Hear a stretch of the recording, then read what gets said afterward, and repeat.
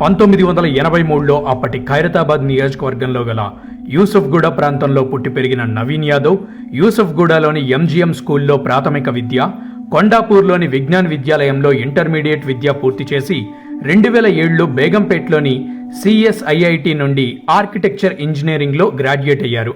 ఇక 2009లో వారి తండ్రి గారైన చిన్న శ్రీశైలం యాదవ్ గారి సేవా స్ఫూర్తితో నవయువ నిర్మాణ్ అనే స్వచ్ఛంద సేవా సంస్థను ఏర్పాటు చేశారు. ఈ సేవా సంస్థ ద్వారా యువతకు విద్యలోనూ, క్రీడలలోనూ, ఉద్యోగ పోటీ పరీక్షల శిక్షణలోనూ అన్ని రకాలుగా ప్రోత్సాహం అందిస్తూ ఆర్థికంగా అండగా నిలిచారు. ఎన్నో ధార్మిక కార్యాలు, దాన ధర్మాలు, పలు సేవా కార్యక్రమాలు నిర్వహించి వారి దాతృత్వాన్ని చాటుకున్నారు.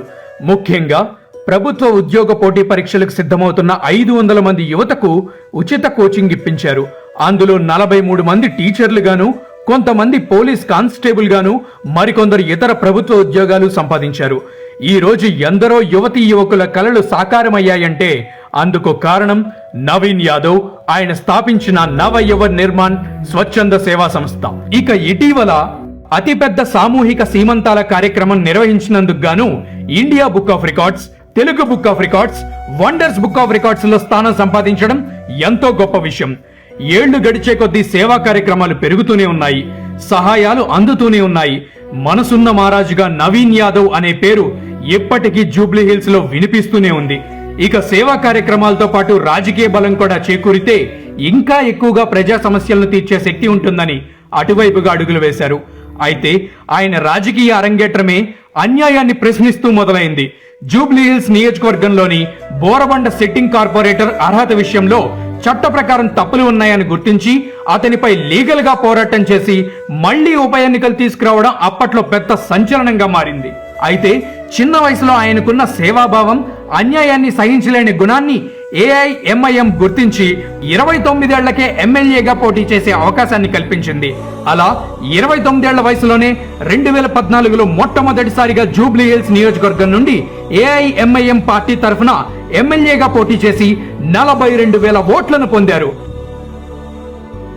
ఏఐఎంఐఎం పార్టీ జూబ్లీ హిల్స్ నియోజకవర్గంలో మొట్టమొదటిసారిగా పోటీ చేసిన తను కొత్త అభ్యర్థి అయినప్పటికీ కూడా 42,000 ఓట్లు సాధించడం గుర్తించదగ్గ విషయం.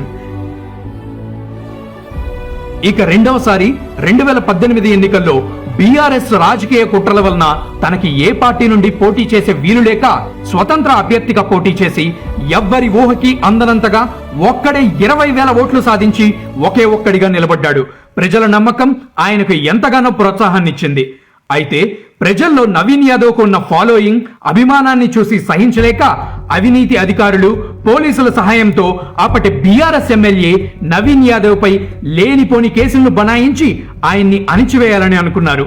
గత 10 ఏళ్లలో అధికారం ఉందనే అహంకారంతో బీఆర్ఎస్ నాయకులు, మాజీ ఎమ్మెల్యే వివిధ కేసులు పెట్టించి నవీన్ యాదవ్ జీవితాన్ని నాశనం చేయాలని అనుకున్నారు.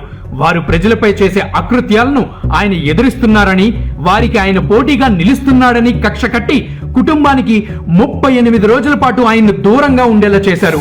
కౌరవుల్లాంటి కిరాతక నైజం కలిగిన వారి వలన పాండవుల్లో ఆయన అజ్ఞాతవాసం చేయాల్సి వచ్చింది. కానీ ధర్మో రక్షితే రక్షితః అంటారు కదా, ధర్మంగా ఉన్న ఆయనకు ఆ ధర్మమే అండగా నిలిచింది. పెట్టిన ప్రతి కేసును దాటాడు, వేసిన ప్రతి అలిగేషన్ ని తిప్పికొట్టాడు. ధర్మంగా నిప్పులా మీ ముందుకొచ్చి నిలబడ్డాడు. ఇన్నింటిని దాటుకుని వచ్చింది ఎవరి కోసం? మన కోసం. మన ముందు ఆయన నిలబడి ఉండటం కోసం. ఆ బీఆర్ఎస్ నాయకులు, దివంగత మాజీ ఎమ్మెల్యే వలన నష్టపోయిన వాళ్ల కోసం నిలబడ్డాడే గాని ఏ రోజు ఎవరికి నష్టం కలిగించలేదు. ఆ రాక్షసుల నుండి ఎంతో మందిని రక్షించాడే గాని ఎవరికి ఏ రోజు హాని చేయలేదు.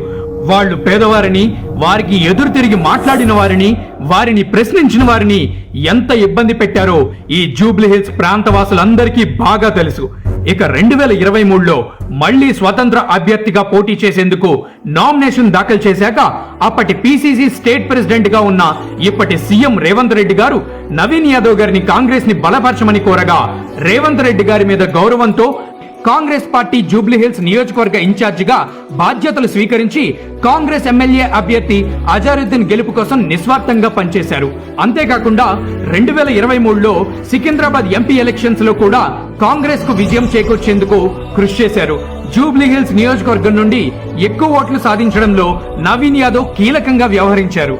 ఇక 2023 శాసనసభ ఎన్నికల్లో గెలిచిన బీఆర్ఎస్ ఎమ్మెల్యే ఎన్నికల అఫిడవిట్ లో వ్యక్తిగత ఫ్యాక్ట్స్ ని సప్రెస్ చేశారని, చట్ట ప్రకారం అతని గెలుపును రద్దు చేయాలని నవీన్ యాదవ్ గారు కేసు వేసి న్యాయం కోసం పోరాడారు. ఆ కేసుకు పాజిటివ్ రెస్పాన్స్ రావడం, సుప్రీంకోర్టు కూడా ఏప్రిల్ 23న కేసును తేల్చివేయాలని పేర్కొన్న నేపథ్యంలో దివంగత బీఆర్ఎస్ ఎమ్మెల్యే అకాల మరణంతో కాలం చేశారు. ఒకవేళ ఆయన ఉన్నప్పటికీ ఉప ఎన్నికలు ఖచ్చితంగా జరిగి ఉండడంలో అతిశయోక్తి లేదు. ప్రజాస్వామ్యాన్ని సమర్థవంతంగా నడిపే నాయకుడికి రాజ్యాంగ జ్ఞానం, దాని మీద గౌరవం ఉండి తీరాలని నిరూపించిన వ్యక్తి నవీన్ యాదవ్. ఆ విధంగా నవీన్ యాదవ్ గారు ఎప్పుడూ చట్ట నిబద్ధతతో న్యాయం వైపు నిలబడేవారు, అన్యాయాన్ని ఎదిరించేవారు. ఇక దైవ నిర్ణయంగా నేడు 2025లో జూబ్లీ హిల్స్ లో మళ్లీ ఉప ఎన్నికలు చోటు చేసుకున్న నేపథ్యంలో ఆయనకు జనాల్లో ఉన్న అభిమానం చూసి సేవ చేయాలనే ఆయన దృక్పథాన్ని గౌరవించి యువతకు ప్రాధాన్యత ఇవ్వాలనే ఉద్దేశంతో సీఎం రేవంత్ రెడ్డి గారు ఈ ఉప ఎన్నికల్లో నవీన్ యాదవ్ గారిని జూబ్లీ హిల్స్ ఎమ్మెల్యే అభ్యర్థిగా ప్రకటించారు. మత సామరస్యం ఆయన యొక్క అభిమతం. హిందూ, ముస్లిం, క్రిస్టియన్, సిక్కులు మరియు ఇతర మతాల వారు ఎవరైనా సరే ఆయన్ను అభిమానంతో పలకరిస్తారు, వాళ్లలో ఒకటిగా చూసుకుంటారు. అందుకే ఆయన అందరూ మెచ్చిన సెక్యులర్ లీడర్ అయ్యారు. చిన్న పెద్ద తేడా లేదు, తెలిసిన వారా తెలియని వారా అనే భేదం లేదు.